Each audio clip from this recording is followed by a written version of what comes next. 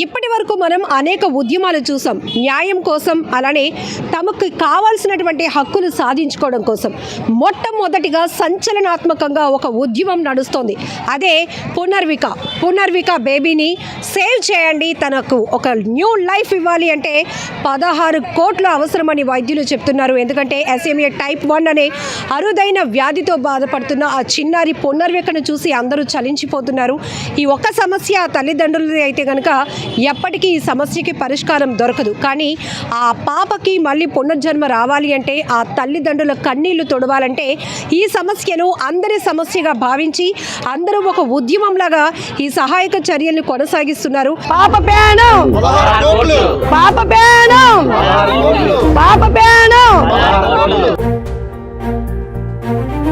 ఆ పాప మనందరి పాప. ఆ పాప కోసం అందరం ముందు అడుగు వేయాలి అని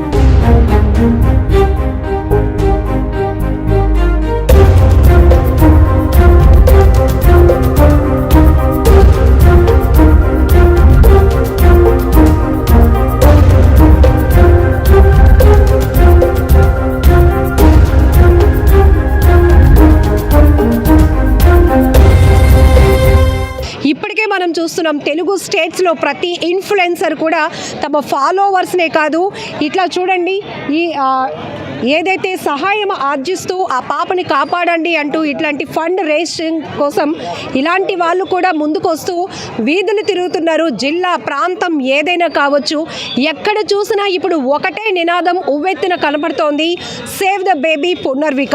ఎందుకంటే ఆ పునర్విక SMA type 1 అనే అరుదైన వ్యాధితో బాధపడుతోంది. ఆ పాప పుట్టినప్పుడు 3.5 కేజీలు ఉంది. చాలా మంచి హెల్దీ బేబీ.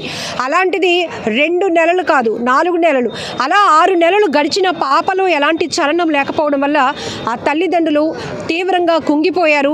వైద్యుల్ని అప్రోచ్ అయితే పాపకి అరుదైన వ్యాధి ఉంది, ఈ పాపకి నయం కావాలి అంటే 2 నెలల్లోగా 16 కోట్ల రూపాయలు USA నుంచి తెప్పించవలసినటువంటి ఇంజెక్షన్ వేయాలి అని చెప్పారు. అంతే, ఇది సోషల్ మీడియాలో ఒకరు పోస్ట్ చేశారు. ఆ పోస్ట్ కాస్త ఇప్పుడు ఒక ఉద్యమంలా, దావానంలా వ్యాపిస్తోంది. ఇది ఆ కుటుంబ సమస్య కాదు, ఆ పాప మనందరి పాప. ఆ పాప కోసం అందరం ముందు అడుగు వేయాలి అని చెప్పేసి ఇప్పటి వరకు మనం విశాఖ హార్బర్లో ఎన్నో రకాల సమస్యలు చూపించాం, మత్స్యకారుల కన్నీటి గాథలు చూపించాం. మొట్టమొదటిసారిగా మత్స్యకారుల మంచి మనసును కూడా చూపిస్తున్నాను. ఇగో మీ అందరికీ తెలుసు, దానయ్యమ్మ మంచైనా చెడైనా ముందుంటుంది. మంచి జరగాలి అంటే కూడా ముందడుగు వేస్తుంది, చెడు ఎక్కడైనా జరిగినా కూడా కడిగి పారేస్తుంది. అందులో ఆమె ధైర్య సాహసాలను అందుకే పవన్ కళ్యాణ్ గారు మనసులో పెట్టుకున్నారు. ఆమెను ఎంత దూరం లక్షల మంది ఉన్నప్పటికీ కూడా పేరు పెట్టి ఆమెను ఆప్యాయంగా పలకరించేటటువంటి ఆ గొప్ప పవన్ కళ్యాణ్ గారి ప్రేమను కూడా పొందుకున్నటువంటి దానయ్యమ్మ కూడా ఈ పాప నా మనవరాలు. ఈ మనవరాల కోసం నేను 10 రోజుల పాటు నిర్విరామంగా ఫండ్స్ కలెక్ట్ చేస్తాను, హార్బర్ అంతా తిరుగుతాను, పూర్ణ మార్కెట్ అంతా తిరుగుతాను, అవసరం అనుకుంటే విశాఖపట్నంలో ప్రతి సర్కిల్ తిరిగి ఆ పాపకి సహాయంని తీసుకుంటాను, అది ఆ తల్లిదండ్రులకు అందిస్తాను అంటుంది. సరే, దానయ్యమ్మ గారితో మాట్లాడదాం. అమ్మ నమస్తే. మీ గురించి మేము చాలా కార్యక్రమాలు గతంలో చేసాం. ఇక్కడ ఏ కష్టం వచ్చినా ముందు నువ్వే నిలబడతారు, అలా మాట్లాడతారు. ఇప్పుడు ఈ పాప గురించి తెలిసిన తర్వాత మధ్యతరగతి మనుషులం అయితే ఆ కష్టము బాగు చేసుకోలేము తల్లి. మన కులం, మా ప్రజల సాయం అయితే ఆ తల్లిదండ్రులు, పూర్ణిక తల్లిదండ్రులు మన ప్రజల సాయం కోరారు కాబట్టిగా మన మానవత్వం సాటి చెప్పుకోవాలని నేను ముందడిగేశాను.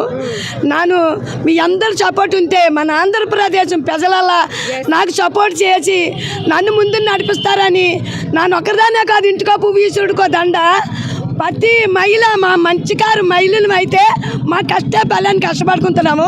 ప్రతి మహిళ నాకు సపోర్ట్ చేస్తున్నారు. ప్రతి సైనికుడు కూడా నేను అక్కడ అడిగేస్తే అక్కడ సత్యశ్యామలు ఉన్నాగా వాళ్ళు ఉన్న నేపాన వేస్తున్నారు. అది నాకు చాలా సంతోషంగా ఉంది. వేసిన వాళ్ళందరికీ, పండించిన వాళ్ళందరికీ, నాకు సపోర్ట్ చేసిన వాళ్ళందరికీ భగవంతుడి ఆశీస్సులు అందిస్తున్నాను. నా ఆశీస్సులు కూడా ఎప్పుడు వాళ్ళు ఎన్నంటే ఉంటాయి. పాపనైతే బతికించుకోవాలని నేను కంకణం కట్టుకున్నాను. పాప బాగున్నదని తెలిసిన వెంటనే నేను శివారి మెట్లకి నా తల్లిలాలు సమర్పించి భగవంతుడికి నా తల్లిల మెట్టుకు గోవిందంటూ శివారి మెట్లు ఎక్కుతానని మొక్కుకున్నాను.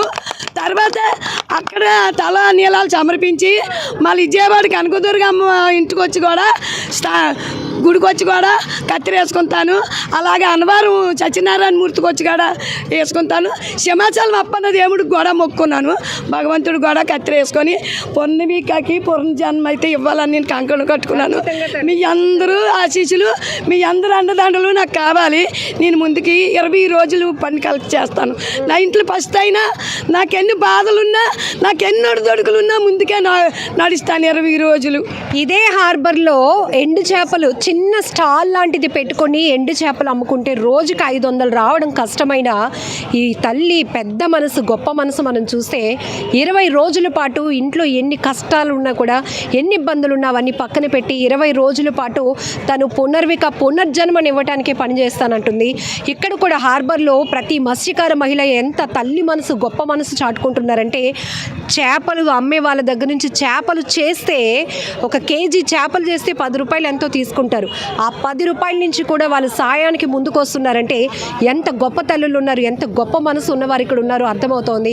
వీళ్ళ ప్రతి మాట వింటే కన్నీళ్ళు వస్తున్నాయి. ఒక రకంగా చెప్పాలంటే దానయ్యమ్మ గురించి చాలా విషయాలు చెప్పాలి. ఎందుకంటే ప్రతి విషయంలో కూడా తన గొప్ప మనసు చాటుకుంటుంది. ఈ వయసులో కూడా కష్టం అంటే చాలు ముందు నిలబడిపోద్ది. ఆ కష్టం ఇక్కడ హార్బర్లో ఉన్న వాళ్ళకా, వాళ్ళ మత్స్యకారు కుటుంబాల్లో వాళ్ళ అని చూడదు.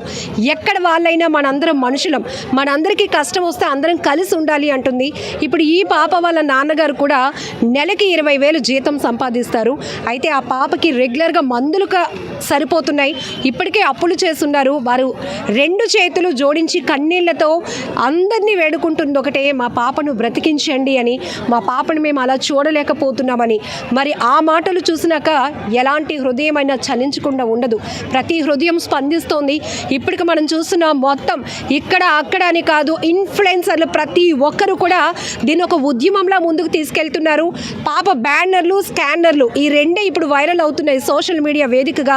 ఇక విశాఖపట్నం వరకు వస్తే నర్సీపట్నంలో, యలమంచిలిలో, గాజువాకలో, హార్బర్లో ప్రతి చోట, అనకాపల్లిలో కావచ్చు, భీమిలిలో కావచ్చు, ప్రతి చోట కూడా ఒక ఉద్యమంగా ముందుకు తీసుకెళ్తూ పునర్వికాకి పునర్జన్మ ఇవ్వాలి అంటే అక్షరాల 16 కోట్లు కావాలని వైద్యులు చెప్తున్నారు. కాబట్టి ఇది ఒక్కరు చేసేది కాదు, ఇద్దరు చేసేది కాదు.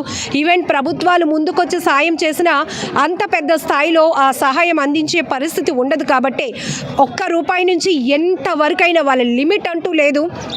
మంచి హృదయంతో ఆ పాపకి ఎంత సాయం చేస్తే అంత. కొంతమంది నేరుగా ఇందులోనే తోచినంత సాయం వేస్తుంటే, కొంతమంది స్కానర్లతో వాళ్ళ అమౌంట్ను పంపిస్తూ పాపకి హెల్ప్ చేస్తున్నారు. మరి కొంతమంది మంచి హృదయంతో బ్లెస్సింగ్స్ ఇస్తున్నారు. ఇదిగో ఈ తల్లి అయితే ఏకంగా శ్రీవారి మెట్లు ఎక్కుతానంటుంది, తలనీలాలు సమర్పిస్తానంటుంది. కేవలం ఆ పాప మళ్ళీ ఒక న్యూ లైఫ్ పొందాలి అనేదే అందరి కూడా దృఢమైన సంకల్పం. ఖచ్చితంగా మీరు కూడా హెల్ప్ చేయండి. ఇంకా ఇలా ఒక్కరు అని కాదు, ఇది 16 కోట్లు అంటే చిన్న మాటలు కాదు. చెప్పడానికి కూడా చాలా భావోద్వేగానికి గురి అవ్వాల్సినటువంటి పరిస్థితి. అలాంటిది ఒక సామాన్య మధ్యతరగతి కుటుంబంలో ఇంత పెద్ద కష్టం వస్తే ఆ తల్లిదండ్రులు అలా కుదేలైపోవడం తప్ప ఇంకేమీ ఉండదు. బట్ సోషల్ మీడియా పుణ్యమా అని ఎక్కడున్నవారైనా ఒకటవుతున్నారు. ఎలాంటి వాళ్ళైనా ఒక ఫ్యామిలీగా నిలుస్తున్నారు, సాయం అందించడానికి ముందుకు వస్తున్నారు. కాబట్టి ఈరోజు ఒక పునర్విక అనే నినాదం, నేనైతే చెప్తా, పునర్విక అనే ఒక పేరు ఒక నినాదంగా ముందుకెళ్తుంది. ప్లీజ్ మీరు కూడా మీ వంతుగా సహాయం అందించండి. అది ఎవరికి అందిస్తారు అని కాదు. ఇప్పటికే ఉత్తరాంధ్రకు సంబంధించిన ఆర్టిస్ట్ పల్సర్ బైక్ రమణ కూడా ఒక ఇన్ఫ్లుయెన్సర్కి 10,000 నా వంతు అంటూ కూడా వేశారు. ఇలా ప్రతి సెలబ్రిటీ కూడా ముందుకు వస్తే ఇంకా సామాన్య ప్రజలే ఒక హార్బర్లో చేపలు అమ్ముకొని రోజుకు 500 సంపాదించడమే కష్టం అనే స్థాయిలో ఉన్న మహిళలే ఇలా ఉంటే మరి సెలబ్రిటీలు కూడా దీన్ని చాలా ఫాస్ట్గా తీసుకువెళ్ళొచ్చు. వాళ్ళు తలుచుకుంటే ఇంకా చాలా ఈజీ అయిపోతూ ఉంటుంది. సో ఇది మా అందరి కోరిక. ఖచ్చితంగా అదే కదా చెప్తాను, అందరి కోరిక. మేమైతే 4 ముందుకు వచ్చాము. మా శంకరబాబు, మా మనవడు, మా శంకరమ్మ, మాతో అందరూ సహకరిస్తున్నారు. వాళ్ళకి ధన్యవాదాలు. నేనైతే పూర్ణిమికకి పూర్ణాయుషిస్తాను. నేను ఇవ్వాలని భగవంతుడు కోరుకుంటున్నాను తల్లి. అంతే చెప్పగలను. 2 రోజులు కలిసి చేశానంటే రూపాయలు చేశాను. Great great. రూపాయలు చేశాను నేను. మళ్ళీ 20 రోజులు ఇలాగే చేసి ఆ సాయాన్ని అందిస్తాం తల్లి. ఈ మామగారికి ఇంత సపోర్ట్ ఇస్తున్నారు హరి అండ్ మీరు కూడా రండి, ఎందుకంటే వీరిద్దరూ 2 డిఫరెంట్ పేజెస్ నిర్వహిస్తున్నారు. సో ఇక్కడ ఉన్న ప్రతి కష్టం, మత్స్యకారుల కుటుంబంలో ఉన్న కష్టాలే కాదు, విశాఖ హార్బర్ గురించి ఫుల్ ఇన్ఫర్మేషన్ ఇవ్వటమే కాదు, ఎప్పటికప్పుడు మామగారిని ఎంకరేజ్ చేస్తూ అనేక నాలెడ్జబుల్ వీడియోలు కూడా ఇస్తున్నారు. దీంతో పాటు ఇప్పుడు పునర్వికాకు సంబంధించి కూడా ఈ పాపకి కావలసిన సహాయాన్ని కూడా వీళ్ళు ఒక పెద్ద బాధ్యతగా తీసుకున్నారు. ఈమెను ముందు పెట్టి వీళ్ళు నడిపిస్తున్నటువంటి పరిస్థితి. ఇప్పుడు ఎన్ని రోజుల నుంచి కలెక్ట్ చేస్తున్నారు? అమ్మ మేము అయితే 2 రోజుల నుంచి మేము కలెక్ట్ చేస్తున్నాం. కేవలం 4 గంటల నుంచి 9 గంటల వరకు చేస్తున్నామ్మా. మాకు వచ్చిన కలెక్షన్ ₹1,00,000 చేసామమ్మా. అలాగే మనకి రోజుకి 200 మంది కాల్ చేస్తున్నారమ్మా. అవన్నీ మీకు ఫెయిల్ అని వస్తుంది. మనకు ట్యాంక్స్ చెప్పుకునేది ఎవరికంటే వాళ్ళకి మనం చెప్పుకోవాలి ట్యాంక్స్ అనేది. ఎందుకంటే నైట్ 1 గంట కూడా కాల్ చేస్తున్నారమ్మా వాళ్ళందరికీ దండలు పెడుతున్నామ్మా. నేనైతే హరి 10 రూపాయల నుంచి కాయిన్ కూడా వేసిన వాళ్ళు ఉన్నారు, 100లో ఇచ్చిన వాళ్ళు కూడా ఉన్నారు. మేడం ఇప్పుడు ఏంటంటే మనకు తోచింది మనం ఇంత అని చెప్పి అడగకూడదు అనమాట. వాళ్ళకి ఎంత తోచింది అంత చేస్తున్నారు. 10,000 వేసిన వాళ్ళు ఉన్నారు, 20,000 వేసిన వాళ్ళు ఉన్నారు. మాకు నాన్ కాల్స్ కూడా వస్తున్నాయి అనమాట. ఇందాకలే ఒక 10,000 కొట్టారనమాట. ఫెయిల్ అయిపోయింది. అయినా సరే నేను ఎలాగైనా సరే సెండ్ చేస్తానని పట్టుదల మీద ఉన్నారనమాట. మీకు ఎలాగైనా సరే 10,000 పంపిస్తానని చెప్పేసి నిన్నటి ట్రై చేస్తున్నారు వాళ్ళు. నాకు ఎలాగైనా సరే పంపిస్తానని చెప్పేసి మాకు ఆ నమ్మకం అయితే ఉందన్నమాట. అలాగే ప్రతి ఒక్కరు మనకు తోచినంత ₹1 ₹10 వేస్తే మన సమస్య అనేది చిన్నదవుతుంది. 10 చేతులు కలిస్తే చిన్నదవుతుంది అనమాట సమస్య అది. మనం ఒక్కళ్ళమే చేయలేం కాబట్టి 10 మంది కలిస్తే సమస్య ఎంత పెద్దదైనా సరే చిన్నదవుతుంది అనమాట. మనందరం తలుచుకుంటే పాపనైతే కాపాడగలం. పూర్ణిమకాని మన సపోర్ట్ అయితే పాపకైతే ఇవ్వాలన్నమాట. ప్రతి ఒక్కరు మనం ఒక్కళ్ళమే చేయలేం కాబట్టి మామగారు ఈ వయసులో కూడా ఎంత కష్టపడుతున్నారంటే ఆవిడ వ్యాపారం ఆపేసుకొని మరి తెల్లవారు మేము ఎక్కడ పిలిస్తే అక్కడికి వచ్చేస్తుంటారు అనమాట. మా మనవరాలు అనుకొని ముందుండి ఫస్ట్ మా మామగారే ఆగమమ్మ అంటే అసలు ఆగదు, అసలు రాకెట్లాగా వెళ్ళిపోతుంటుంది అనమాట అడగడానికి. మమ్మల్ని చూసే ఆసరాలు తెలియదు, మా అమ్మగారిని చూసి వెంటనే 1000 2000 ఎంత తోస్తే అంత అనమాట. మీకు అంతగా కావాలని ప్రూఫ్స్ కూడా చూపిస్తాను మీకు. అలాగే మేడం విదేశాలు కూడా విదేశాల నుంచి కూడా మనకి పంపడం జరుగుతుంది. మనకైతే ఫోన్పేలోని ఎంత వాళ్ళకి తోచింది 2,000 అయితే 2,000, 3,000 అయితే 3,000 నాన్ స్టాప్ కొట్టిన వాళ్ళు ఉన్నారనమాట. మనకు 2,000 అయితే 2,000, 3,000 అయితే 3,000 మనం చేస్తున్నారు అనమాట. మాకు చాలా హ్యాపీగా ఉందన్నమాట. ఆ డబ్బులు అయితే మనస్ఫూర్తిగా బాధ్యతగా ఈ డబ్బులు అలాగా చెప్తున్నాను కదా, ₹1 ఖర్చు అవసరమైతే మా డబ్బులు కూడా కలుపుకొని లాస్ట్ ఇదంతా అయిపోయిన తర్వాత కలుపుకొని మనం ఎంతో కొంత దాని మా తోచినంత మేము సాయం చేస్తాము. అలాగే చుట్టుపక్కల ఉన్న వాళ్ళు మీరు కూడా మాకు సపోర్ట్ చేయాలి. ఎందుకంటే మేము 9 ఉన్నామన్నమాట.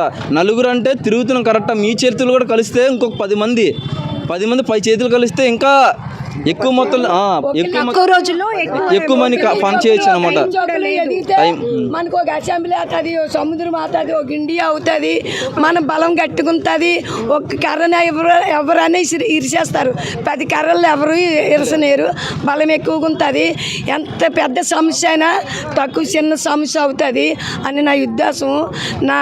నా ఆశీస్సులు మాకు ₹10 ₹5 సాయం చేసిన వాళ్ళకి అందరికీ భగవంతుడు ఎల్లవేళలా వాళ్ళు భగవంతుడు చూడాలని ఆశీస్సులు అందించాలని నా మనసు కూడా వాళ్ళకి మాలగా చేస్తున్నాను. నా మంచి మనసు అయితే వాళ్ళకి మాలగా చేస్తున్నాను. వాళ్ళు ఎప్పుడు పిల్ల తల్లితో వాళ్ళ కుటుంబీకులల్లా చల్లగా ఉండాలి. ఇలాంటివి ఎన్నో కొన్ని వస్తాయి. అంది మంచి మనసు చేసుకొని అందరినీ సాయ సహకారం. లేదమ్మా నేను వీడియో చేశాను, చెప్పాను తల్లి. అమ్మ పూర్ణిక నువ్వు అధైర్యం పడకు, నిన్ను బతికించుకుంటాము మేమందరము. నీకు సపోర్టు, నువ్వు అనాథు కాదు, నీ తల్లిదండ్రులు కూడా పేదోళ్ళు కాదు. ఒక సముద్రం ఒక ఇండియానే కనిపెట్టావు తల్లి. నువ్వు ఒక ఇండియాని ఆదుకున్నావు. నిన్ను ఆదుకున్న ప్రజలు మేము. నువ్వు నా మమ్మల్ని ఆదుకున్నావు. నువ్వెంత రుణపడైతే పుట్టావో మా అందరము ఆ పేరులోనే పూర్మిక అని పునర్విక అని ఉన్నది. ఆ అమ్మ ఎప్పటికీ పూర్ణాయుష వస్తుంది. నా ఆశీస్సులు ఎప్పుడు ఉంటాయి పిల్లకి. వాళ్ళ తల్లిదండ్రులకి అందిస్తాను. నేను నానైతే పక్కాగా అందిస్తాను. భగవంతుడిని ఏడుకుంటున్నాను. భగవంతుడి ఆశీస్సులు ఎప్పుడు పిల్లకు ఉంటాయి, పాపకు ఉంటాయి. వాళ్ళ తల్లిదండ్రులు కూడా అధైర్యం పడొద్దు. మా అందరూ నీకు సపోర్ట్ నాన్న. నాకు కొడుకుగా చెప్తున్నాను, నీ కూతురు నీకు అందిస్తాం తండ్రి. మా సాయి సహకారాలు మా శ్రమతో అందిస్తాం నీకు. చూడండి ఒకసారి బామ్మగారికి కన్నీళ్ళు ఆగట్లేదు. చూడండి ఒక్కసారి బామ్మగారు ఒకసారి కన్నీళ్ళు ఎమోషన్ అయిపోతున్నారు. నాకైతే చూడండి నా నాను మనవరాలుగా చాలా అది ఇది ఎక్కడి నుంచి ఇందులో నుంచి వచ్చింది కదా, మా గుండె లోతుల్లో నుంచి వచ్చిన ప్రయత్నం. ఇది నా ఆవేదన, నా బాధ. మా నాటి మధ్య తరగతి వాళ్ళు అయితే ఇలా ప్రాబ్లం అయితే చేసుకోలేము. అందరూ సహాయ సహకారాలు ఉంటేనే ముందుకే వెళ్ళగలము తల్లి, ఆ పిల్లని బాగు చేసుకోగలము. అలాగే అందరూ సహకరించినందుకు ఆ అందరికీ సహకరించిన వాళ్ళందరికీ భగవంతుడు ఎల్లవేళలా భగవంతుని ఆశీస్సులు ఎప్పుడు ఉంటాయని వేడుకుంటున్నాను తల్లి. జై ఇండియా.